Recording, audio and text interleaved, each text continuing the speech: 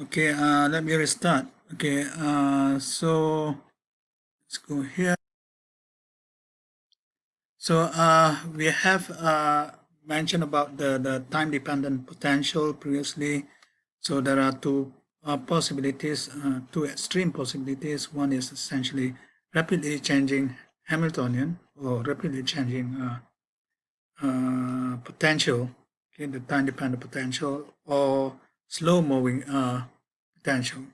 So we have discussed both in the previous lecture.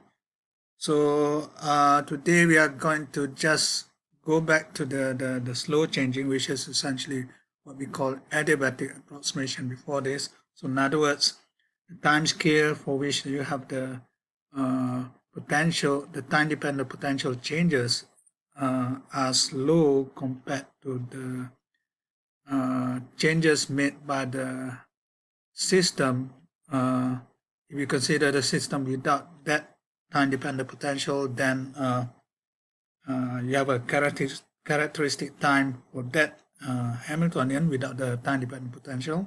Compare with the time scale of the time-dependent potential. So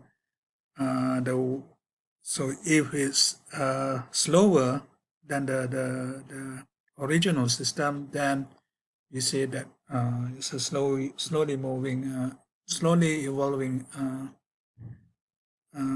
case for which you can actually use what we call the adiabatic approximation. Okay, one of the things that we have learned essentially is that in the adiabatic approximation, we eventually have this idea of phase factor that sort of governs that takes into account the slow moving, slow evolving time dependent potential. So it comes from this derivative of this state undergoing this adiabatic evolution. Okay, so in other words, there will be a parameter inside that. Okay, so there will be some parameter sort of parameterize that slow moving. Parameterizing the slow moving, slow evolution of the potential. Okay, so we'll look at a particular case in this called adiabatic approximation. So one of the things that one could actually do is essentially to consider the case of Hamiltonian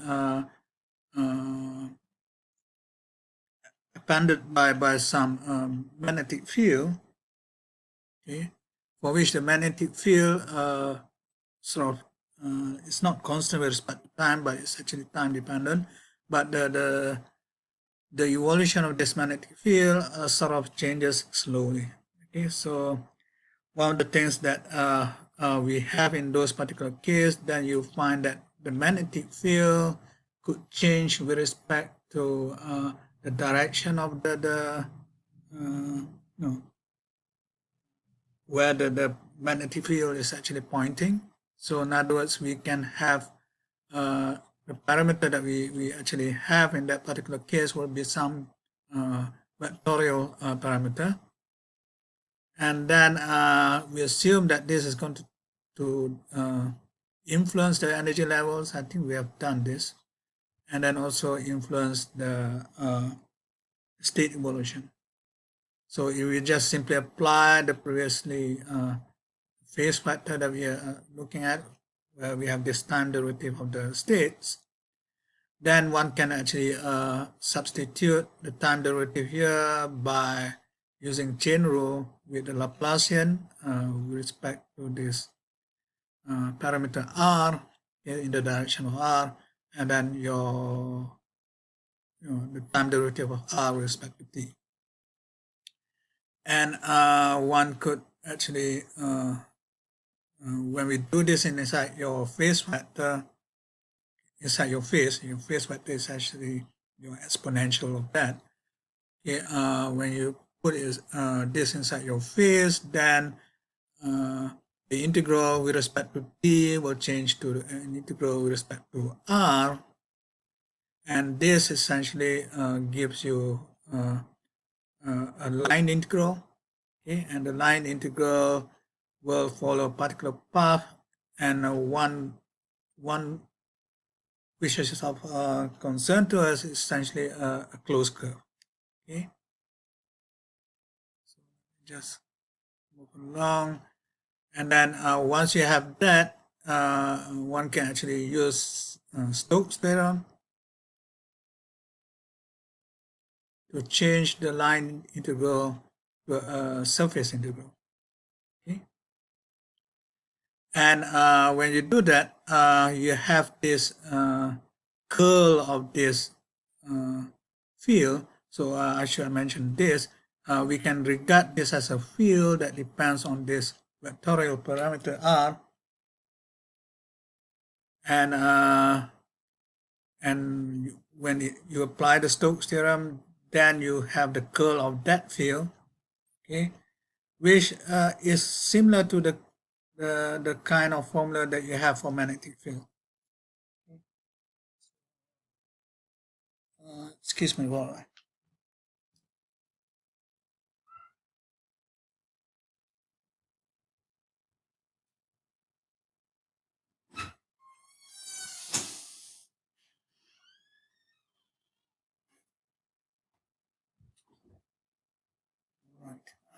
sorry for that. So and this sort of a flux of a generalized field here, which is coming from this, will determine the kind of phases that you have over here. Okay, and that phase is now called the Barry phase.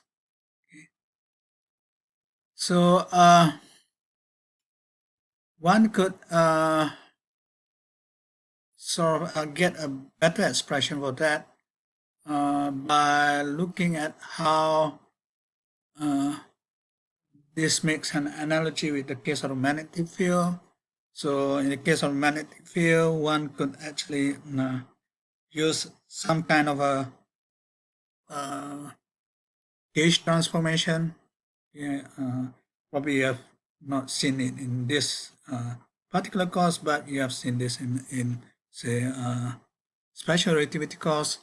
So so the gauge transformation corresponding to this, so essentially you have something like this.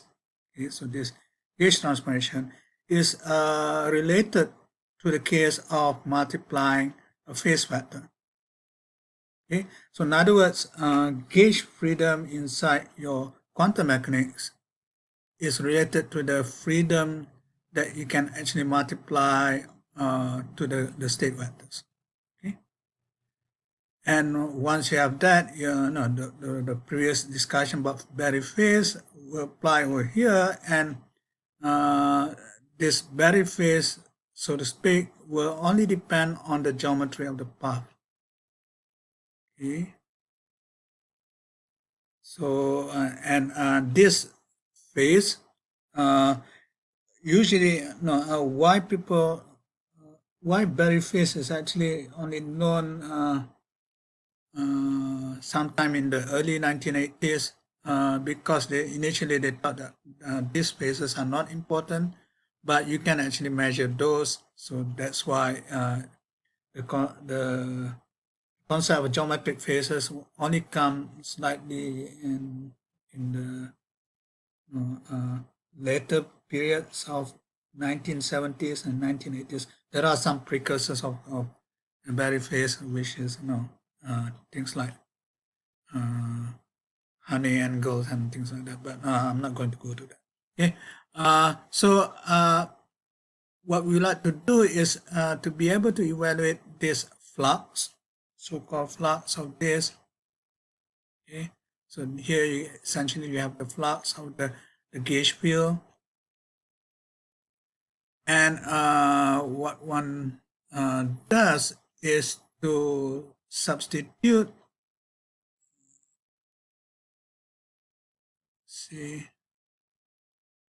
substitute the expression for your A over here, which is given by the one above. Okay, you just substitute that, and one should be able to rewrite your flux over here, given by this expression where you have the gradient of your bra taking the cross product with the gradient of your cat. Okay, and now one can do a little bit more what you call manipulation with respect to this by essentially using no, you sort of multiplies an identity operator in between, and then you resolve the identity operator into two parts. Okay, one with respect to this cat and then with respect to this bra, and you'll be able to write this in some sense like a matrix what do you call it, matrix elements. Okay, so this will have to be some matrix elements involved. Okay, and this can be let me just see this. Okay, how to do this is essentially you recall there was an eigen equation before that, which is coming from this, and you take the gradient of that. Okay, so when you take the gradient of that, so you essentially take the gradient of this on the right hand side, and the gradient of that is related to the phase factors that we have seen. But now we also have this gradient of this Hamiltonian. Okay? So one could rearrange the equation of this gradient of this eigenequation in such a way you get an expression for this term that seems to appear inside your Berry phase here. Okay. So once you do that, you are able to see that one get this kind of a matrix element for this gradient of the Hamiltonian. Okay, so one has that, and essentially when you put everything inside, then you have this dependence like the quadratic what we call quadratic factor of the changes in your energy levels over here. Okay. Now this kind of idea can be tested, okay, to see the so-called observable phase factor, and this has been done using photons through some optical fiber, and then they can actually measure the phase changes with respect to the photons traveling inside this optical fiber. Our interest will be more towards applying this idea of Berry phase inside a spin half system. Okay, so we have seen the case of a spin half system inside a magnetic field before this. The one that we did much earlier in the lectures was to have a constant magnetic field. So in this particular case, now we allow the magnetic field to be sort of slowly changing with respect to time. And this over here, there's a slight inconvenience of notation over here, because the way we want to formulate this is like what I call a field flux, okay, of a gauge field here, which is not necessarily related to your magnetic field. Okay, this is a general idea. Okay, but now we want to maintain the fact that there is this change that is coming from a real magnetic field, which is not your B over here. So we maintain that by saying that your magnetic field is represented by this capital R. Okay. The idea is just the same. No, if you want, you can actually replace this by some, say, B tilde or something like that, so that you can actually, okay, this is really like your magnetic field. And then your Hamiltonian will now become the time-dependent part, will be just your spin. So remember, there's with respect to angular momentum, there are magnetic moments. The magnetic moments will interact with the magnetic field, which is given over here. Okay. And the fact that now this magnetic field has this explicit time dependence, then what's going to happen is that your energy levels will also have this time dependence. Okay? Previously, this is just constant levels, but now you can allow this levels of energy related to this Hamiltonian here to be time dependent as well. So, but if you look what we are having over here in this expression for this flux thing, we have this the denominator having that square thing. So remember the denominator would only make sense when you have the energy levels are different. So if one of them is E plus, well, the other one will have to be E minus, or the one of them is E minus, then the one will be E plus. But if you look at, in both cases, they will give you this called the same values. Okay. So these are just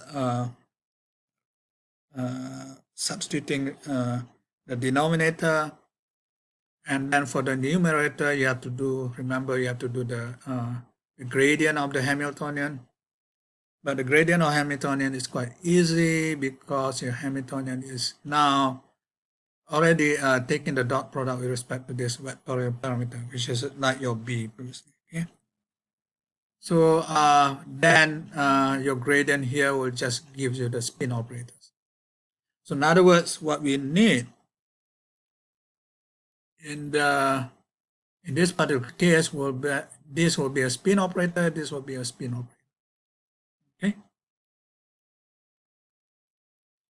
So the kind of terms that we're going to have is something like this, and then you can the fact there are only two different levels, the plus and the minus. Of course, you have the time dependence, but let's ignore that for a moment. But you only have two possibilities here: plus minus, minus plus, or minus plus, plus minus. But you know that this term will be conjugate of that term. So you have that. Okay. And then your spin operators, in order for you to evaluate that numerator thing, you can expand this in terms of this expression over here. Okay. So remember that this is actually a vectorial operator. So one could rewrite this in terms of Sx, Sy, Sz. I'm going to write this in terms of S plus, S minus. These are your ladder operators.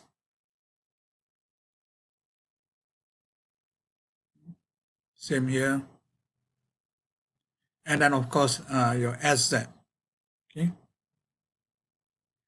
The important thing for us is that when you do this sort of calculating the phase vector, you want it to make the connection between two different states.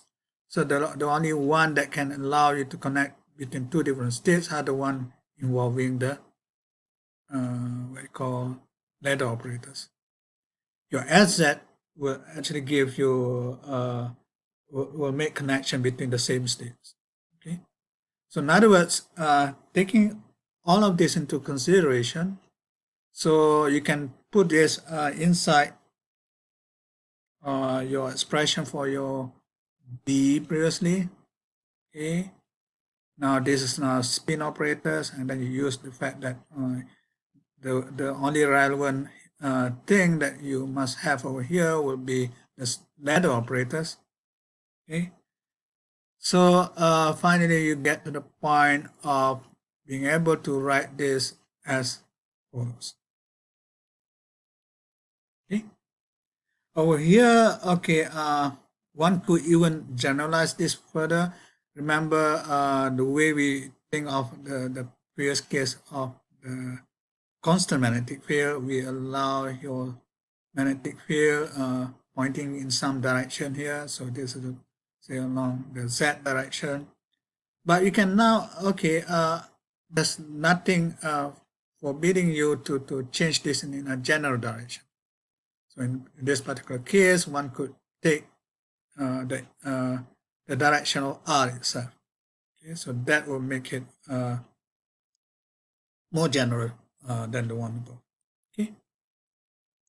So once you do that, you are able to calculate your Berry phase, and essentially the most important thing that you're going to have over here, this thing will be just the area element.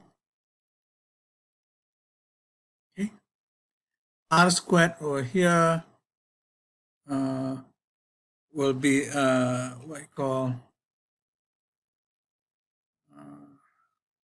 maybe I should have some picture somewhere, or maybe not. Down here, yes, R squared is some vector that sort of tells you how to move around a closed curve, for example. Okay, so you have that,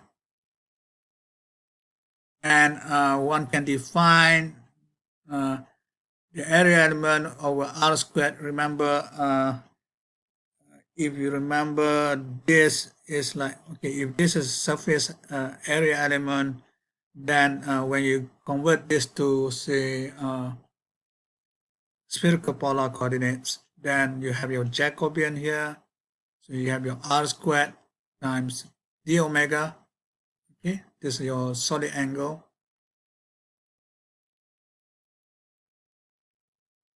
And then your R squared on top, okay, from the surface area element, will cancel with the R squared at the bottom, and just leaving you with the measure of the solid angle.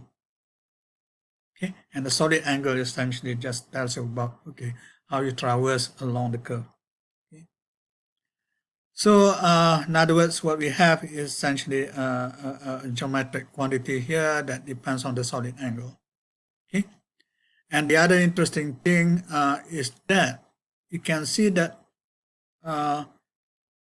there's an absence of your magnetic moment factor. It has been cancelled out in some of the steps somewhere, and essentially the Berry phase that you get is independent of your magnetic. Okay.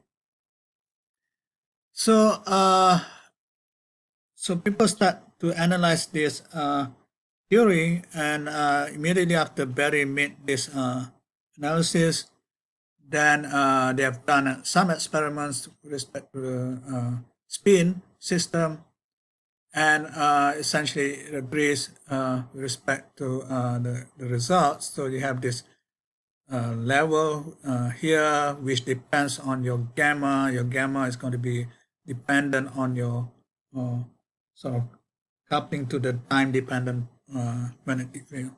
So you have that. So you have the splitting into two different levels.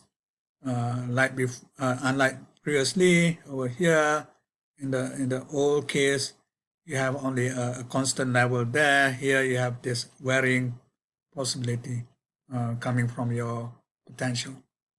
Okay. Right.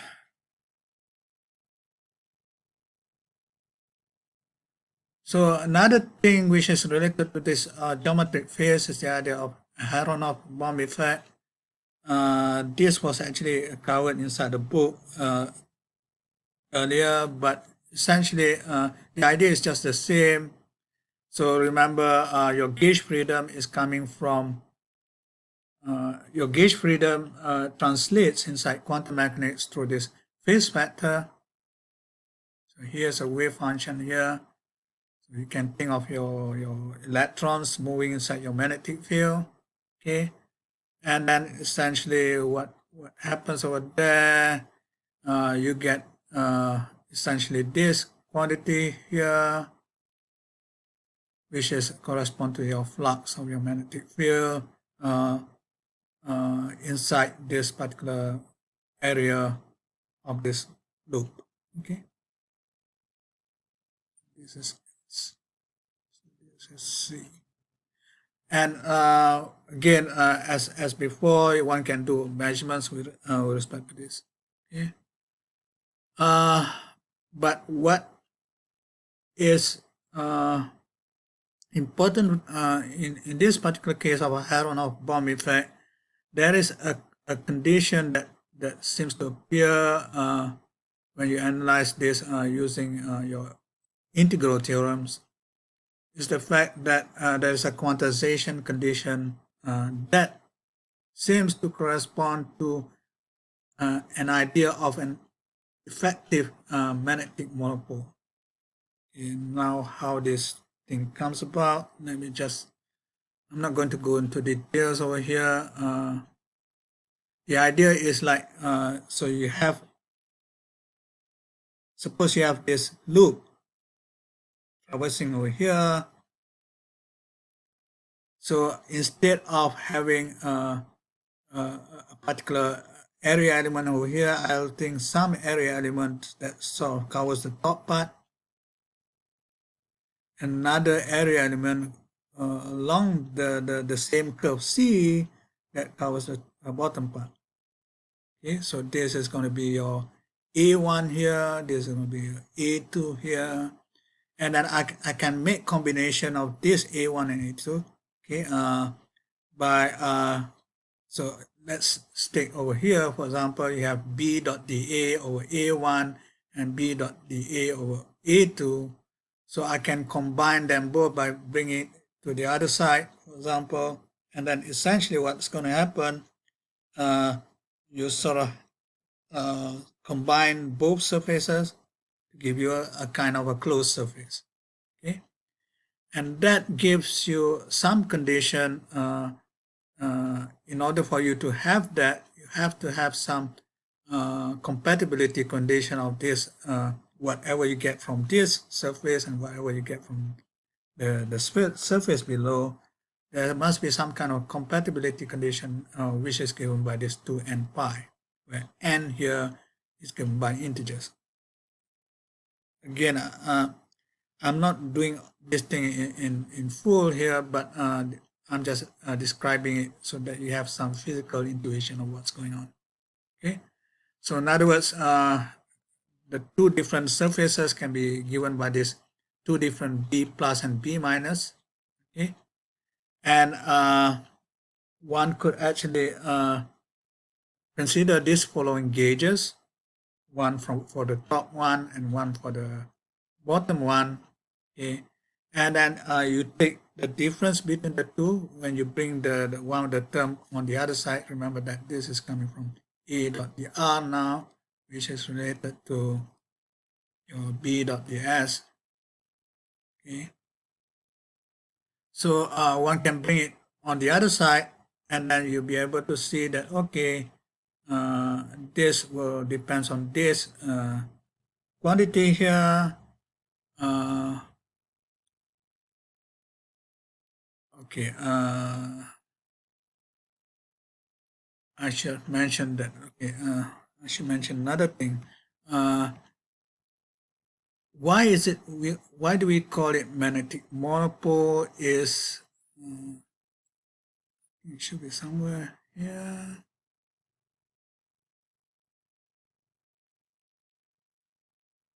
Yeah, over here. Why we call it this magnetic monopole is just like thinking of the case of in an electrical charge. Electrical charge is essentially an electric monopole, so to speak. And you know that for a single electrical charge, you have this idea of this is potential. I would have E over R. Okay, so one could actually take the gradient of this, and then you get your R squared thing. So you can see that this R squared sort of analogous to the case of your electrical charge.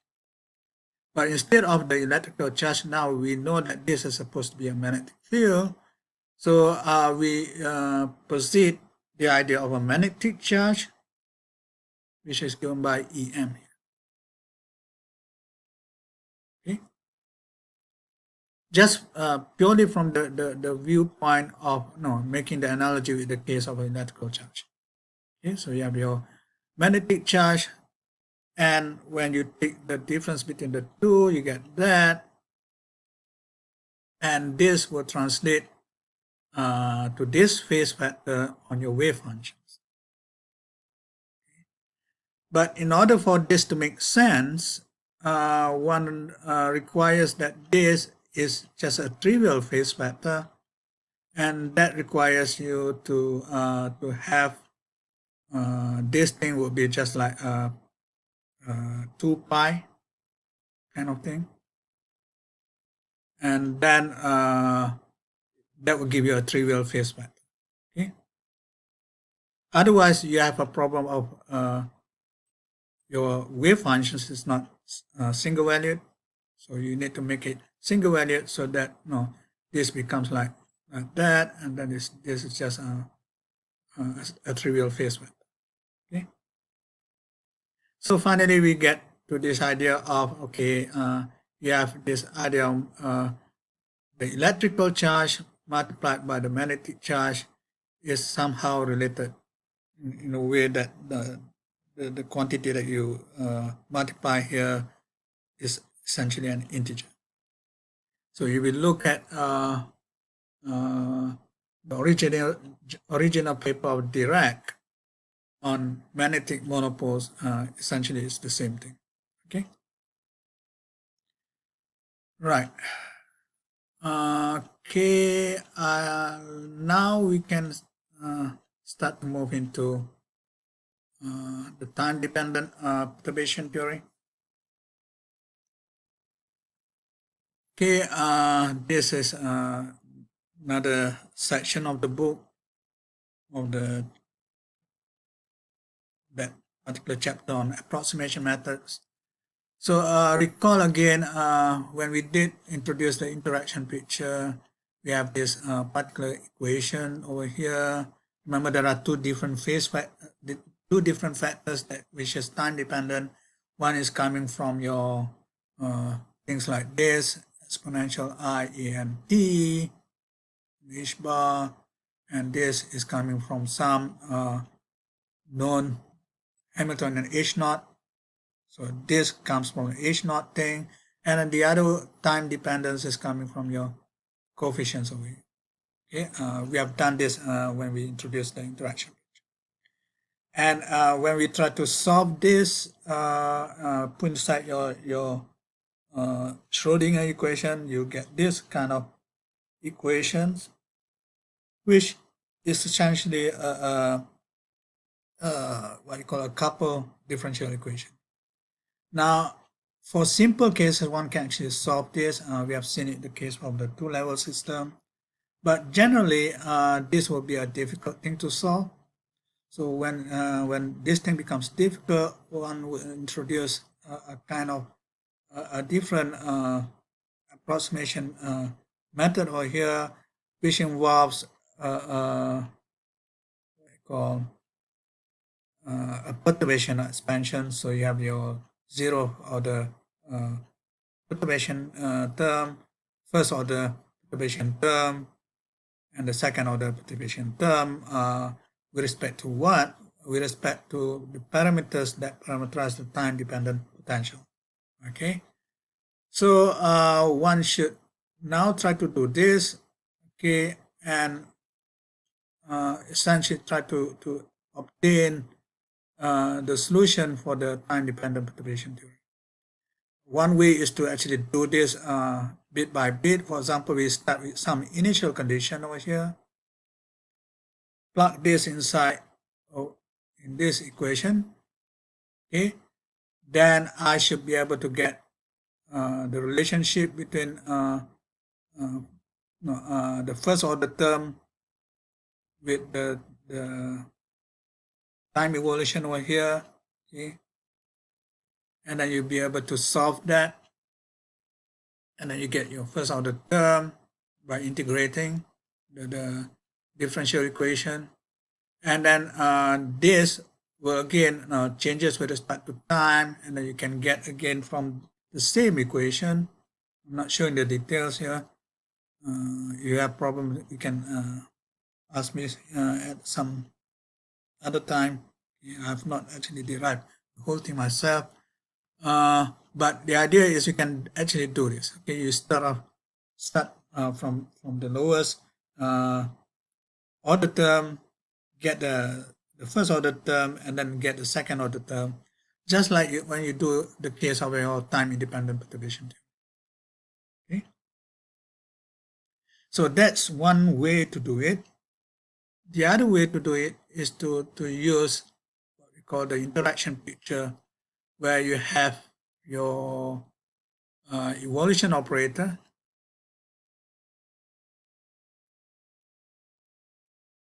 okay, but the one that corresponds to the interaction picture. So remember what happens in the interaction picture is that the two different changes, you sort of split the time dependence into two parts. One goes into the state, one goes into the what you call the observable. Oops. What am I doing? Okay, so you can go back to the interaction picture to see this. Okay, so we had over here the one that sort of the complicated part comes into the Schrodinger equation there. And if you fix the initial condition, so in other words, the initial condition sort of, you can take this to be your identity, for example, and you plug this into this equation, and then you sort of rearrange it to get this integral equation. Okay. So in that particular case, you'll see that, okay, this is not really quite solved because you have this time evolution operator on the left hand side, okay, but you also have on the right hand side your time evolution operator. But now in this particular case, it's actually integrated. Okay, so one can now look at this and use the same what I call concept of this this expression. Okay, you reuse it inside this expression for your time evolution operator inside, and that gives you the second order term. Okay, so you get something like this.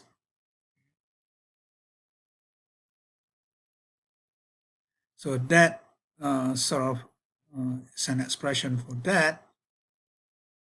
Okay, and if you want higher order terms, you can start. Okay, I have still that u there, so I can insert the same expression like before, and I have the third order term and so on and so forth. So this series now, in terms of expansion of your time evolution operator, is known as Dyson series, and Dyson series are actually important in quantum field theory. Okay, but we are not going to do quantum field theory, at least not yet. Okay. The idea is now to be able to relate this Dyson series with the concept of your perturbation expansion for your coefficients here. So in order to do this, let's make some further assumptions for which in this particular case we want to have your initial state to be in the energy eigenstate of your unperturbed Hamiltonian. Okay, so in other words, if I want to see how the state changes, so now your state I is essentially eigenstate of H naught. Okay, but remember there's a time dependence, so I can actually find this state, how it evolves with respect to time, is just by multiplying it by your time evolution operator. Okay, so and if you expand this in this way, where n it would be again eigenstate of your H naught,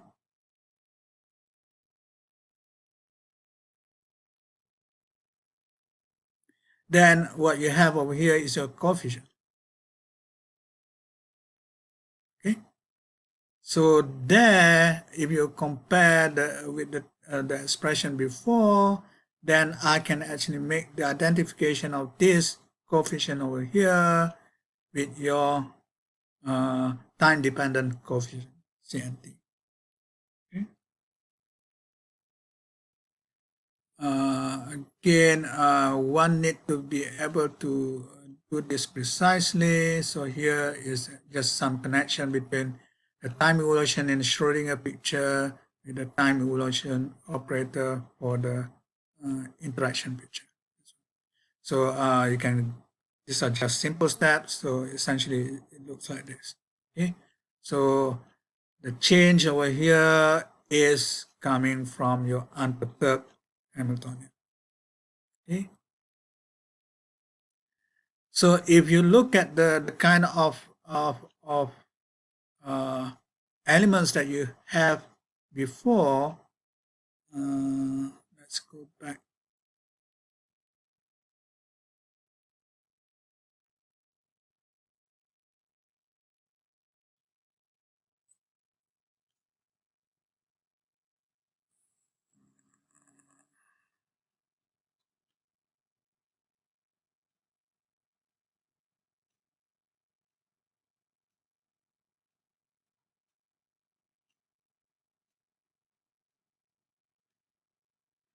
Okay, perhaps that was in the previous lecture. No. But okay, the main thing is essentially with the time-dependent potential, you are able to allow transition from some initial state to a different state. So you'll be considering matrix elements of this form, okay, and you can actually use the fact that this is in terms of an interaction picture. You can relate it with the case of the Schrodinger picture, and once you put it in the Schrodinger picture, you can actually use the eigenstates of your H naught, and then you get this particular phase vector. Okay, so that's fine. So what happens over here is some kind of a, here is like a probability amplitude. Probability amplitude from some initial state interacts with the time-dependent potential to give you a new state, which is your final state. Okay, so the probability amplitude is actually different from the case of a Schrodinger picture over here. Okay, so because of this particular phase vector. But if you take the probability itself, okay, should be equal because your phase vector, when you do the modulus squared, this will be multiplied by its complex conjugate, and then essentially gives you the same thing. Okay, this is provided that you consider the transition probabilities. So these are the transition probabilities. Okay, between the states of H naught. Okay, so there is a possibility that you can consider having a state which is not the eigenstate of H naught. Then this condition might not hold. Okay? But in our case, we normally no, the eigenstate of energy is normally the natural state for one to do some kind of experimental setup. So essentially, that's why uh, our concern is mostly with respect to the eigenstate of this H naught. Okay.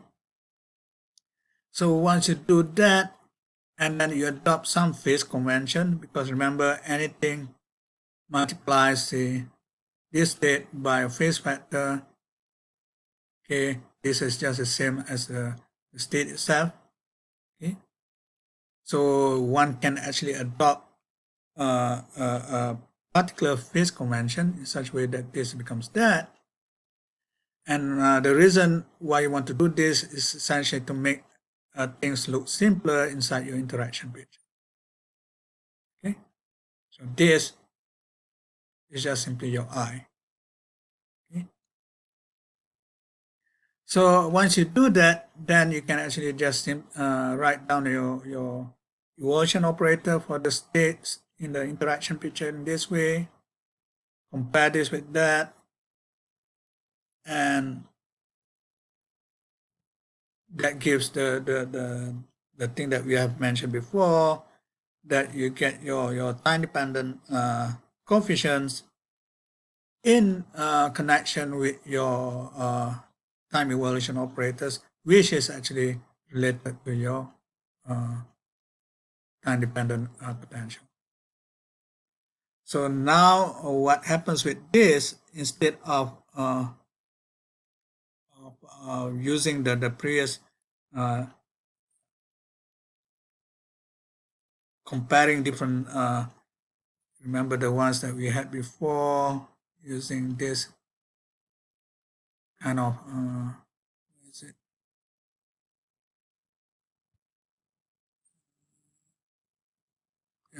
this kind of solution. So now one can use this in terms of your matrix elements of your potential. Okay, so the idea is to relate this time dependent coefficient in terms of your time dependent potential. So you have the zero order term over here given by essentially just a since we start off with a state which is eigenstate of H naught. Okay, so the zero order zero order expansion will just give you the same state at the final as the final state. So that's why you have that. So if you really want to see the so-called more interesting quantities coming in, is when you have all the other higher order terms. So you have the first order term over here, then you can actually see that you have this matrix elements of your time dependent potential over here, multiplied by EI omega NIT, which is related to this. This is coming from the phase factors, coming from the evaluation using your H naught. Okay, so you get that. So again, for higher order terms, remember when you do the expansion before, okay, this Dyson series kind of thing. So you get higher order terms. So you get multiplication of your V. In this case, second order. Then you expect that there will be a matrix multiplication over there, and you get this. Okay. So that will actually if you do this perturbatively, it depends on how many orders of what you call expansion that you want to keep. But the main thing is essentially you see there's a transition made from the initial state to some other states, which is different from your initial state. Okay?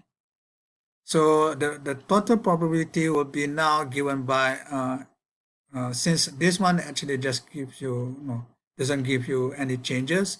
So you start from the first order term here, second order term, and then you add it up, and then you take the modulus squared. So that will give you the transition probability. This is all fine, but we need some example. So here's a particular example. Hopefully, at least I do this example. So here one can think of, okay, you introduce the idea of a kind of step potential with respect to time.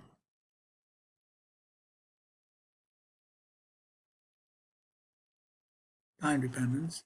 So in other words, before t equals 0, for example, okay, there is no potential, so it's actually 0. And then when you take t different from 0 or equals 0, there is a potential switched on. Okay, and this potential being switched on, for simplicity, will not be dependent on t. The dependent on t is coming from these two conditions. Okay, so in other words, over here, this is not really a constant. That v could still depend on other observables like x, momentum, or your spin. Okay, the v here is only constant with respect to t.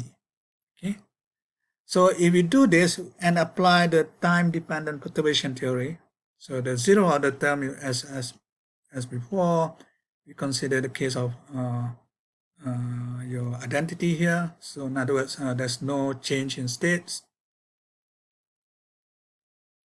And then your first order term, then you have this.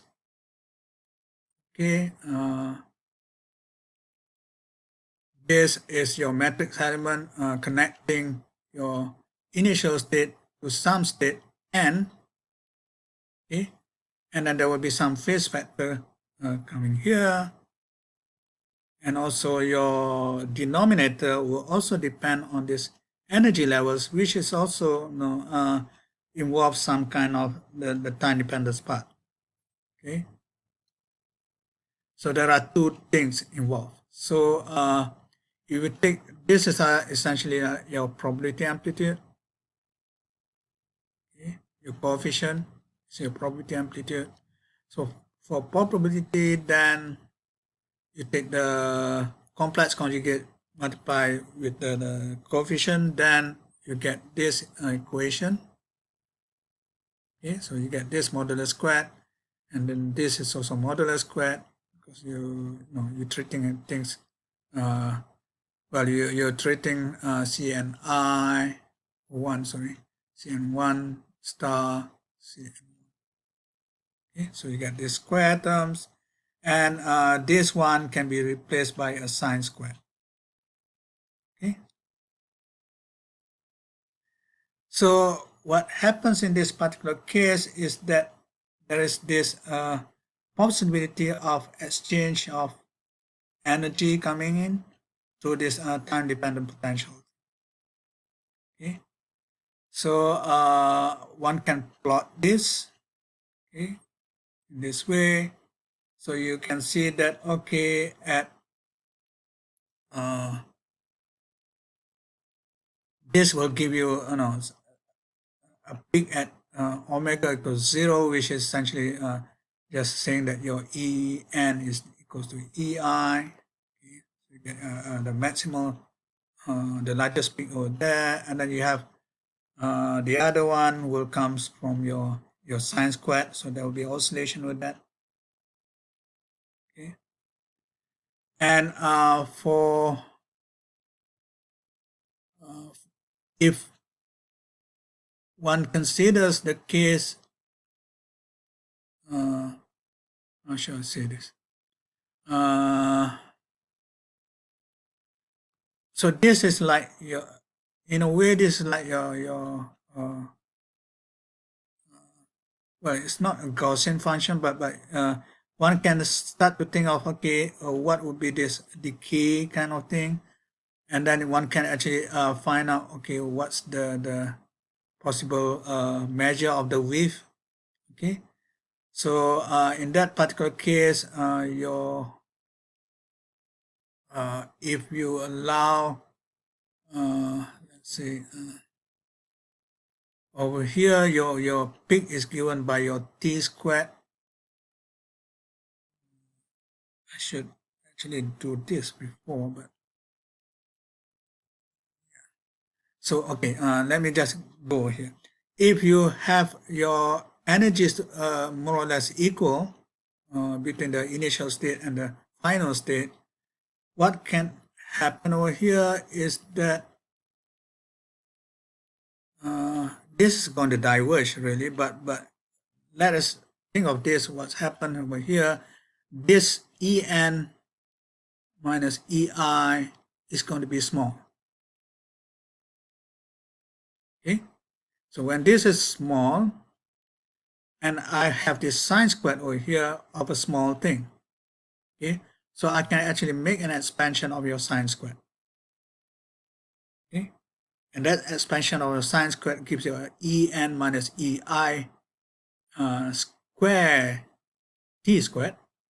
Okay, and that would actually cancel off this En minus Ei square over here. Okay, so that actually gives us for the case where the transition is actually is made in such a way that the energy is conserved, then you have this quadratic dependence. Okay? But generally, one could have a transition which has a different energy. So in this, I didn't write it here because initially I don't want to discuss. You are allowed to make your energy to be non-conserved in some processes. Okay, so in other words, due to this expansion in the Dyson series, you sort of allow your potential to sort of contribute to some energy changes in a way that it seems to be violating some conservation of energy. Okay, so over there, what happens in this particular case when they have this possibility of energy non-conservation, you will find that your your equation over here can be considered as appreciable. This is a bit, how should I explain? Usually one have some kind of threshold value for which your phenomena is actually physically visible. So given that value is actually detected by the width, okay, somehow, and that would actually gives you some kind of condition. In this particular case, will give this condition of 2 pi on omega, okay, which is related to this change in energy over here. Okay, but this change in energy over here, we can think of it as delta E, and your T during which the energy change over here can think of your delta as delta T, during which you have all these non-conservation processes going on. Then you can rearrange this equation. I'm not going. I know this sounds a bit sketchy at the moment, but you can actually do this precisely.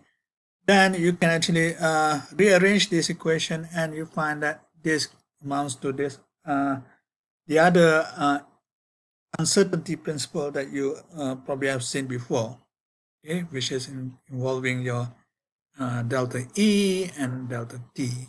Okay, delta E, you bring this thing onto the other side, and delta T is essentially the duration over which the non-conserving energy non-conserving processes take place. Okay, so you are allowed to have that when you have this sort of time-dependent potential coming in.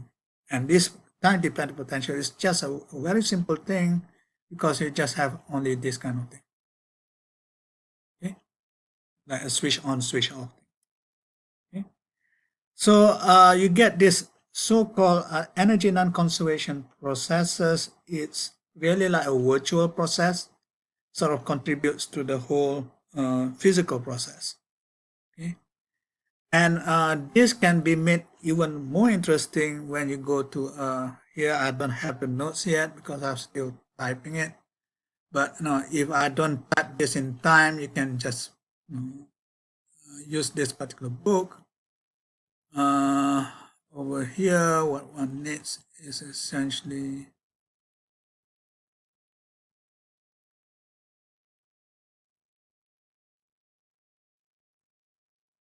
before that, let me go to this one. So this will be the next thing that we want to do. Okay, let me just describe. So, okay, let me describe this one. Sorry, this is going to sound so sketchy at the moment. What we're going to have is essentially first thing that we should try to consider is what kind of examples. I think I've made some notes on this. The examples that we can actually have using this switch on, switch off kind of perturbation.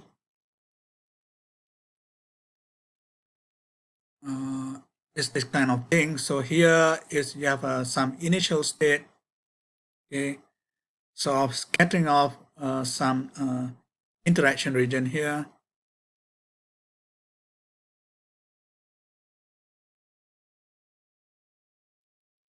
and then scatters off, okay, in a way that this can have included energy non-conserving processes like the one I mentioned before.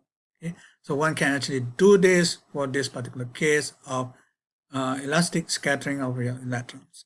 And elastic scattering, in other words, you almost conserve your energy over here. So all these states that comes from the scattering is almost of equivalent energy. Okay? Because this type of processor will be important for us. So in other words, your final states N will have almost the same energy level. Okay? So another case is the case of the I don't know how to pronounce it, Auger electron processors kind of thing. So here what happens is that you have an excited state of say of the helium atom, and then one of the and then it goes into a kind of de-excitation process, but one of the electrons sort of escapes, okay, and then the other electrons sort of is still bound to the helium atom. Okay, in this case, will be a helium ion. So those kind of processes can be also be described by the case of the constant potential, the switch on perturbation potential thing. Okay. So in those particular case, the one that will be of interest is the cases where your final state is almost the same as your initial state in terms of energy. So when that happens, one can actually go here now.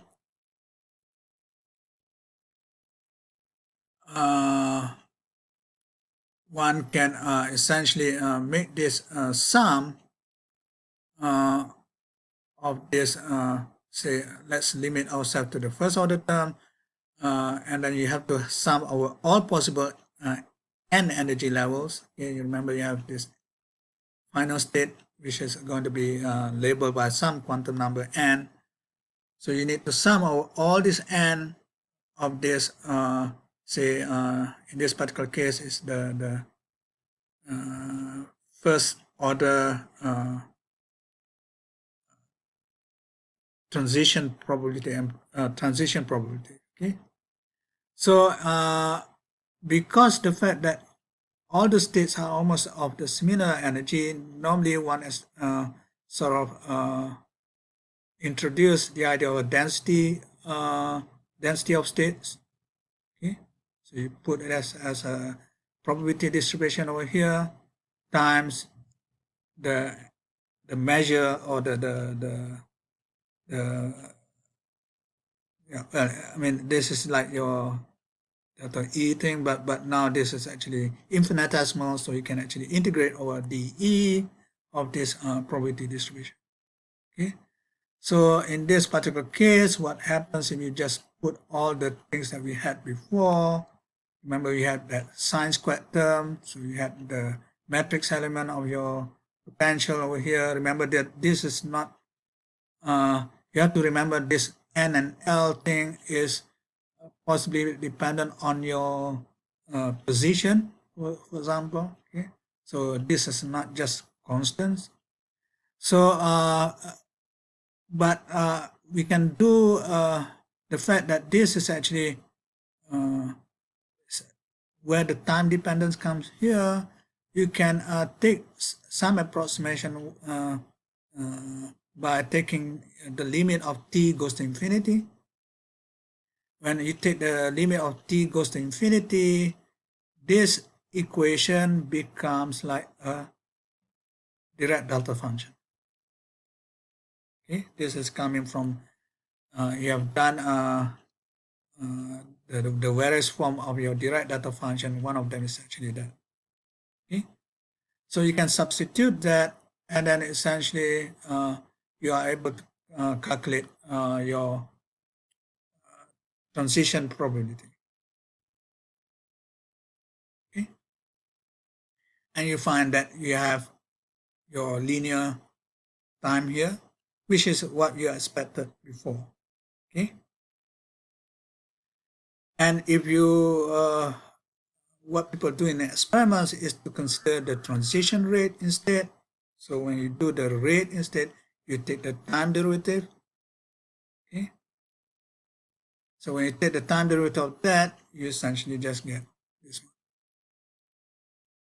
So it just depends on the so-called the density of states over here. Okay, and this equation is known as your Fermi golden rule. Okay, so again, we are almost 10 o'clock.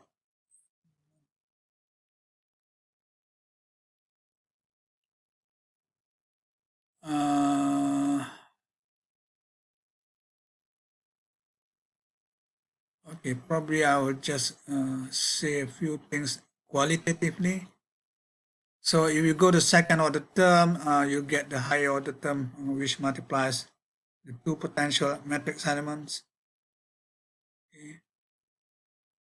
And then this will now sort of, with this potential matrix elements, then you have more virtual processes coming in. Okay. So you have the idea of virtual transitions. Remember, the one that we're considering here is the fact that you almost conserve your energy. Okay. So, okay, what else can be done is essentially as follows. Instead of just having a switch on, switch off, switch off, switch on potential, kind of time dependent potential, one can introduce the idea of a harmonic time dependence in your potential, which is now essentially gives you a oscillatory kind of changes in terms of your potential energy. And over there, I'm not going to go through this. You will have this possibility of calculating your energy changes, the transition probabilities. There you can actually see that you have the idea of stimulated emission, and so as also the reverse one will be the absorption. Okay, so this can come through a potential which is having a oscillatory time dependence. Okay, uh, and this is actually very important these days when you do things inside quantum information, where you actually introduce some of this oscillatory dependence by through some kind of radio frequency bombarding a particular quantum system. So I think I want to probably stop there. I will try to get the notes done properly, which explains a little bit more than the one in the textbook.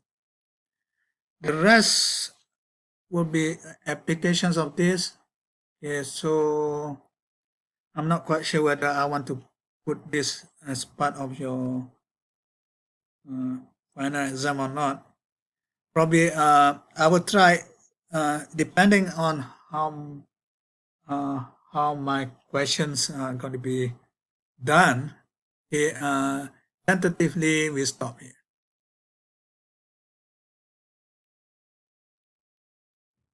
Okay, so no, because there's a lot more to do actually. No, so I thought that okay, I'll make it simpler for you so that this all these things are very interesting in terms of physical applications, but no, in terms of making questions out of it, it will be quite difficult for me to do it. Okay, so I will stop there. All right. I hope you're still around. Okay. I'm not quite sure how this is going to go.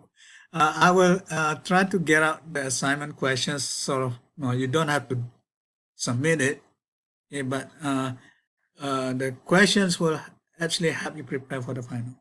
So essentially, that's all. Okay.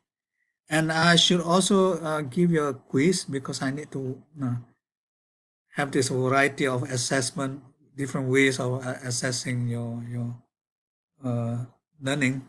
Okay, I will do this probably by before the end of this week because I need to submit all your continuous assessment by the weekend. Okay, so things are pretty a bit tight for me. Okay, so stop there for today. Sorry for this sketchy lectures, but I hope you have some idea of what time-dependent perturbation theory is, which what Timothy wants. Doctor, I have a few questions here, but maybe how to say, maybe outside the context of this lecture. Maybe Okay. another time I can Okay. message you Okay, sure. because this is directly related to what I'm doing in my FYP. What's your FYP on? I'm doing a time-dependent perturbative analysis of this thing called the Jaynes-Cummings model. Okay.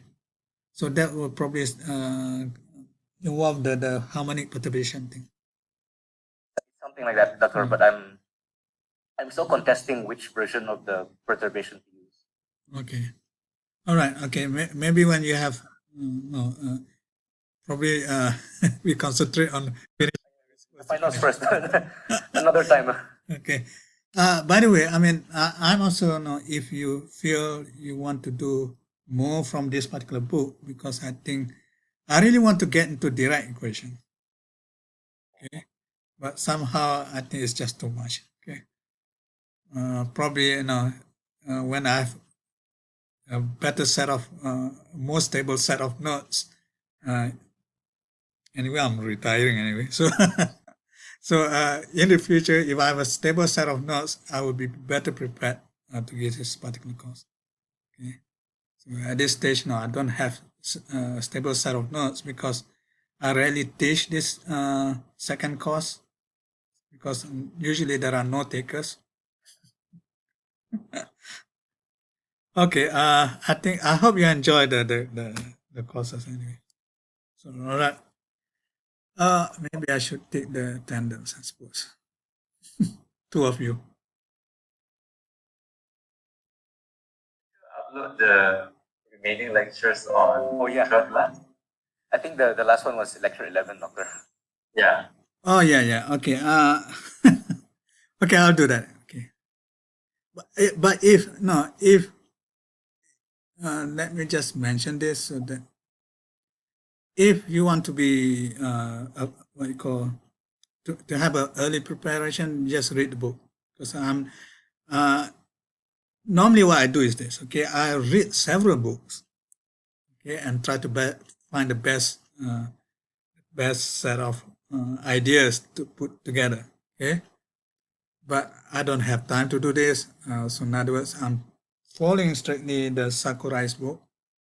Okay, so uh, maybe uh, when I have enough time later on, I'll do a vlog or anything, something like that. Okay, talking about this. Okay, I think that's it for today. So thank you for your patience. Really, I hope everything is alright with Osman.